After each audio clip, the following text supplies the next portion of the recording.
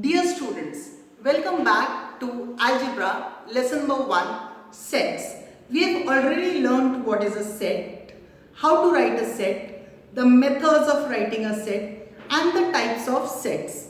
Today we are going to learn a few more terms related to sets. Let's start with the first one, that is equal sets. Equal means having the same members in them. Here, if you see this example, set A has the members E, A and T and set B has A, T and E. If you look at these two sets carefully, you will understand that the members of both these sets are the same. Even if the order of the members is different, it does not matter. So, if two sets have got the same members, then those sets are called as equal sets. Two sets are said to be equal if every element of set A is in set B and every element of set B is in set A. Now have a look at this example. M is equal to 1, 2, 3. N is equal to 3, 4, 5. So what is common in both these sets? It's 3. So, you will see that 1 and 2 is not in set N and 4 and 5 is not in set M. So, can you call them equal sets? No. This is how you represent M is not equal to N. Let's move on to the next term, that is Venn diagrams. The British mathematician Venn was the first one to use closed figures to represent sets. For example, set A is equal to 1, 2, 3, 4, 5. So if you have to represent it diagrammatically, you can put it in a circle and write here A, set A, and you can number these here with the help of a dot. So write these elements of set A 1, 2, 3, 4, 5 in this circle. You can use a circle, you can use a triangle, you can use a rectangle, etc.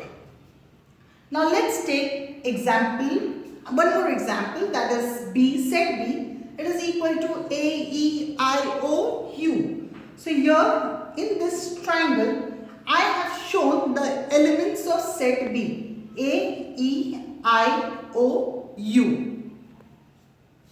Set, that is subset. Now here, the word subset means a part of. Now for example, in standard 9, there are subdivisions of standard 9, that is division A, division B, division C. So A, B, C are the subdivisions of standard 9. So same way, subset is a part of the main or bigger set. So here A is equal to say 5, 6, 7, 8, 9, 10 and B is equal to 7 and 8. So B, if you see the elements of set B, 7, 8, it is present in set A, 7 and 8 is there. So B is said to be the subset of set A. Now you represent it symbolically in this manner, B subset of A. You write a sleeping U and a segment below that. So here this is how you represent B is a subset of A. If you have to show it diagrammatically, you can see here this is like the mother and the baby in the womb. So A is the main set that has the elements 5, 6, 7, 8, 9, 10. And B is the part of set A. So a circle is drawn in the middle here and I have put it this way, B, the elements 7, 8 inside this circle. So this shows that B is a subset of A. So if A and B are two sets and every element of set B is also an element of set A, then B is a subset of A. Let's move on to the next one, universal set. Now the word universe itself means very huge, which accommodates everything in it. So what is a universal set? A bigger set which will accommodate all the smaller sets under consideration is called a universal set. You people have learned natural numbers, whole numbers, integers. They are all a part of which bigger set? Yes, you are correct. Real numbers. So your natural numbers, whole numbers, integers, they are all parts of real numbers.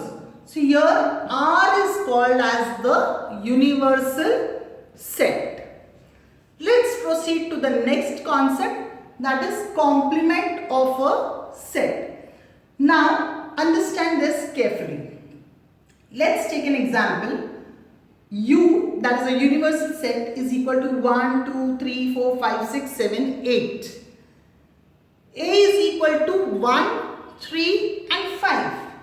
So a complement means the elements which are there in the universal set but not in set A. So if you leave these 1, 3, 5, which are the elements present in the universal set? 2, 4, 6, 7, 8. So these members are a part of a complement. So if A is a subset of U, then the set of all elements in U which are not in set A is called as complement of set A. It is denoted by A dash or A complement. Now if you have a look at this Venn diagram, you will realize that I have drawn the universal set in a rectangle. I have represented it using the letter U. Now U consists of all these elements from 1 to 8. 1, 2, 3, 4, 5, 6, 7, 8. And set A has 1, 3, 5. So I have put this in a circle here, 1, 3 and 5. So leaving these elements, the remaining elements are a part of a complement.